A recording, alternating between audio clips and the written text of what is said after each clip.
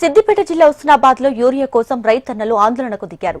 మంత్రి పొన్నం క్యాంపు కార్యాలయాన్ని రైతులు ముట్టడించారు. పెద్ద ఎత్తున బైఠాయించి రైతులు ఆందోళన చేయడంతో పోలీసులు వారిని అడ్డుకునే ప్రయత్నం చేస్తున్నారు. యూరియాకు చిట్టీలు ఇస్తేనే క్యాంపు కార్యాలయం నుంచి కదులుతామని రైతన్నలు హెచ్చరిస్తున్నారు.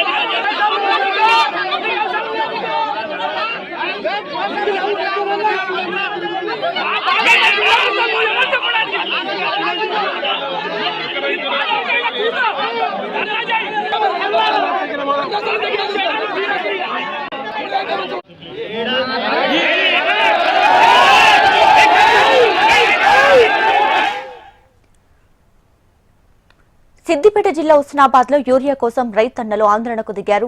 మంత్రి పొన్నం క్యాంపు కార్యాలయాన్ని రైతులు ముట్టడించారు. పెద్ద ఎత్తున బైఠాయించి రైతులు ఆందోళన చేయడంతో పోలీసులు వారిని అడ్డుకునే ప్రయత్నం చేశారు. యూరియాకి చిట్టీలు ఇస్తేనే క్యాంపు కార్యాలయం నుంచి కదులుతామని రైతన్నలు హెచ్చరిస్తున్నారు.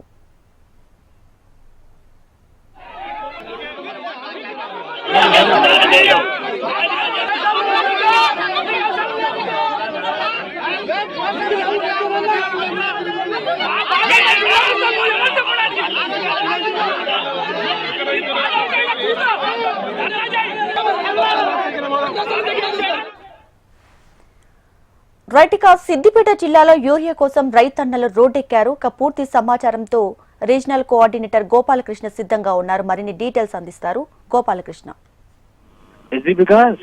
సిద్దిపేట జిల్లా హుస్నాబాద్ లో రైతులు యూరియా కోసం ఆందోళనకు దిగారు. టోకెన్లు ఇచ్చి తీరాలంటూ కొద్దిసేపటి క్రితం వరకు కూడా ఆందోళన కొనసాగింది. దాదాపుగా 2 గంటలకు పైగా వారి ఆందోళన కొనసాగింది. మంత్రి పొన్నం ప్రభాకర్ క్యాంప్ ఆఫీస్ వైపు ముట్టడిగా ఒక్కసారిగా బయలుదేరడం, అక్కడ పొన్నం ప్రభాకర్ క్యాంప్ ఆఫీస్ లోపలికి వెళ్లి కొంతమంది మహిళా రైతులు ఆందోళన కూడా నిర్వహించారు. అక్కడ ఉన్నటువంటి పోలీసులు అలాగే కాంగ్రెస్ కార్యకర్తలతో కొంత వాగ్వాదం కూడా జరిగినట్టు కనబడుతుంది. మరోవైపు యూరియా కోసం గత కొన్ని రోజులుగా రైతులు చాలా చోట్ల ఇబ్బందులు పడుతున్నటువంటి పరిస్థితులు కనబడుతూ ఉన్నాయి. రెగ్యులర్ గా ఆందోళనలు కనబడుతున్నాయి. గత వారం రోజులుగా అయితే ప్రతిరోజు ఉమ్మడి కరీంనగర్ జిల్లా వ్యాప్తంగా ఎక్కడో చోట రైతులు ఆందోళన నిర్వహిస్తున్నారు. ఈ నేపథ్యంలోనే ఈ రోజు హుస్నాబాద్ లోను మార్కెట్ గేట్ దగ్గర రైతులు టోకెన్ల కోసం యూరియా ఇచ్చేటువంటి టోకెన్ల కోసం ఆందోళన నిర్వహించారు. పొన్నం ప్రభాకర్ ఆఫీస్ ముందు ధర్నా నిర్వహించారు.